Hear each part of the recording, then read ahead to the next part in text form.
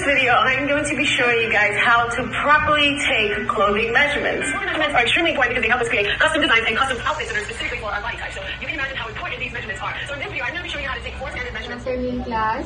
Good afternoon, ma'am. Please take your seat. Kindly arrange the chair muna. Fix yourself. Okay, so settle down. Before we proceed, say present if your name was called. Cruz. Present. Awab. Present. Usman. Nasir. Present, ma'am. Isbihaji. Going pa, ma'am. Okay.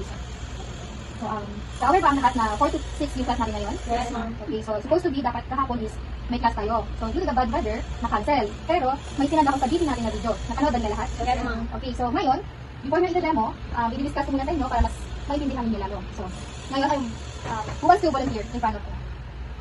Wala, Miss Nasir na lang. So, okay. So, dito muna. For today's discussion pala, i-discuss natin yung how to take the body measurement. So, ngayon, andito si Miss Nasir para maging model siya for today. So, Miss, please read number 1. Shoulder. Taken from the tip of the shoulder, passing to the neck across to the other shoulder. Okay, so ganito. Yung side natin is nakatalikod, and then i-fix muna natin yung hair niya. So, yung first is yung shoulder. So, from the tip of the shoulder, then passing to the knee, across to the other tip of the shoulder. So, ganito yung measurement niya. So, next we have the length of the shirt. So, Miss Awag, can you please read? So, length of the shirt, take it from the knee down to the desired length. Okay, ganito naman yung length of the shirt. So, take it from the knee, up, down to the desired length. So, ganito. Okay, naintindihan na ba? Yes. Okay, next, Miss Usman, can you please read number D? Waist. Place the tape measure around the fullest part of the bust. Again. Place the tape measure around the fullest part of the bust. Okay, bust measurement. So, ganito siya. Make sure na ikaw nasa side, and then, tanongin mo na si Glenn kung paano natin siya. Measurement ko, okay lang ba? Ganun. Ganito. And then, after that, insert 2 fingers as a serve of allowance. Ganito. Ganito ang tingnan. Ganda na ba? Yes. Okay, next, we have the waist. Miss Awag, can you please read?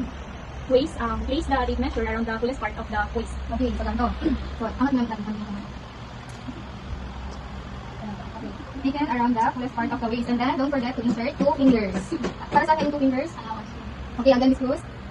Ano ba, for allowance. Okay, very good. So, ganito. So, next, we have the bust height. Okay, measure from the shoulder base, neck, down to the bust point. Okay, so ganito. From the neck, base of the neck, then down to the bust or apex point. Ganito. So, ako na lang magbabasa. So, next we have the bust distance. So, take it from the bust to the other bust point. So, ganito. Ganito yung bust. We have the length of sleeve. So, from the tip of the shoulder down to the desired length. So, from the tip of the shoulder, then down to the desired length. It depends sa customer kung hanggang saan yung gusto niya. So, ganun. So, next we have the sleeve girth. From the measured short sleeve length, place the tape measure around the arm with the arm circumference. So, ganito. From the tip of the shoulder down sa desired length, and then, i-measure natin siya around or the arm circumference. So, ganito. Maganda na siya. Naintindihan ba? Yes, ma'am. Okay, here. So, questions? None. Verifications? None. Okay, so for today, I want you to choose your partner and then i-demo nyo ngayon sa harap. Questions? Okay, so tatanggalin ko na yung copy.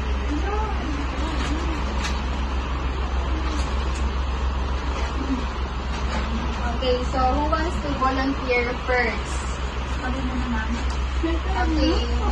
Okay, Miss Awab and Suwaiba. Okay. So, sino mauna? Ako muna. Okay, si Miss Usman. So, ganito. So, magbibigay ako ng, magbibigay ako and then kayo yung mag-measure. Okay, so, first, how to take the bust measurement. It is taken around the fullest part of the bust, and then you can insert 2 fingers for allowance. Okay, very good. So, next, Miss Awab na naman. So, how to take the waist measurement. Waist measurement is taken from the fullest part of the waist, and then insert 2 fingers for the allowance. Okay, very good. So, please sit down. Thank you, ma'am. Okay, so next naman, si Miss Annalisa and Cruz.